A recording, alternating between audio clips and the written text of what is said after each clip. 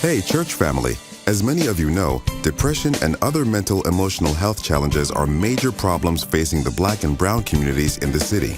These problems have been made worse by the COVID-19 pandemic, which has required more time indoors, less interaction with other people, and has caused more isolation for individuals and families.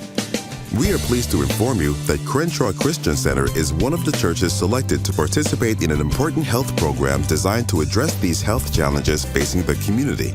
The program is being led by two outstanding doctors from Columbia University Irving Medical Center and is being conducted virtually through Zoom or by telephone.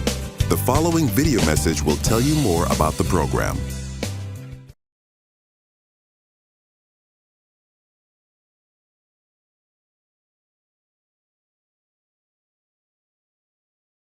How you face yourself in times of unrest becomes pivotal in terms of how you see yourself. The best of who you are doesn't usually rise in moments of no challenge. The best of who you are comes to the forefront in moments of challenge, and we are in some challenging times, beloved. In those moments where we feel like our backs are against the wall, where we are bombarded on every side, where chaos and calamity become our companions, those are the moments we get to see who we really are. We're challenged on several fronts. The social unrest and injustice in this land. We are still plagued by the myth of racial superiority and white supremacy.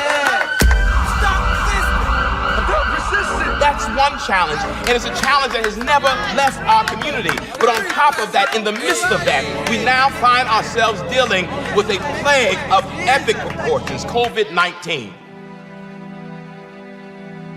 Life can be so overwhelming. Life can be so battering and bruising that pretty soon you feel as though chaos and calamity are your constant companions. Darkness begins to creep into your conscience. And with darkness comes those feelings of destruction, and the toxicity that runs rampant in your spirit can be so overwhelming. And in the midst of feeling overwhelmed, one day you look around and you look at your life and survey the landscape of your life, and you feel alone, as though you are all by yourself. You don't want people to look at you differently or begin to judge you in a certain way. All by yourself. All by yourself. Sometimes I feel like I'm preaching to myself. Self.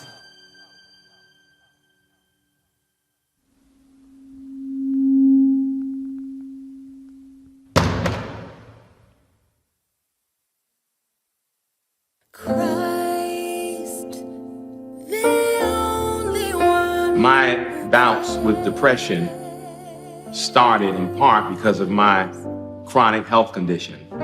I was born with a very rare disease known as common variable immunodeficiency.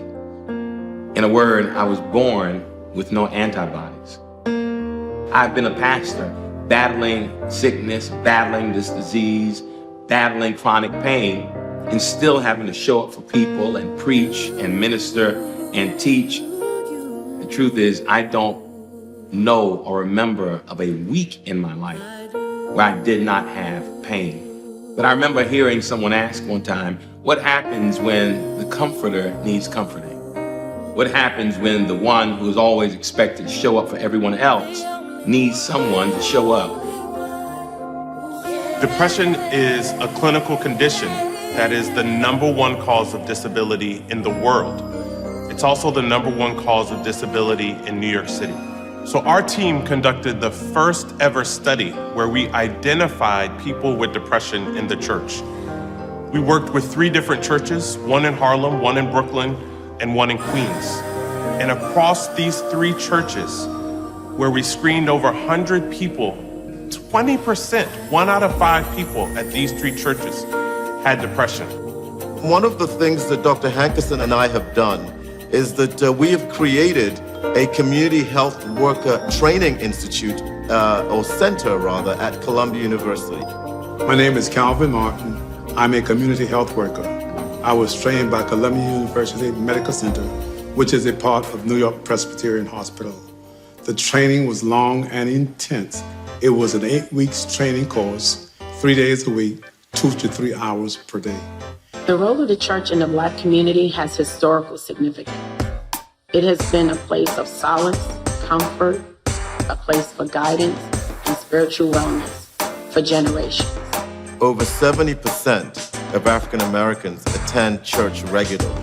And this community health worker training center that we have is responsible for working directly with health ministries in the Black church and imparting skills and knowledge around different health screening activities, around different health counseling activities, and even around the enrollment of congregants into health insurance plans.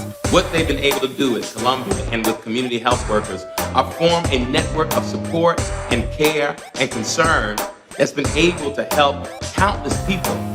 But we cannot afford to remain silent. We cannot afford to remain embarrassed. We must seek out the services that are available from the institutions that are committed.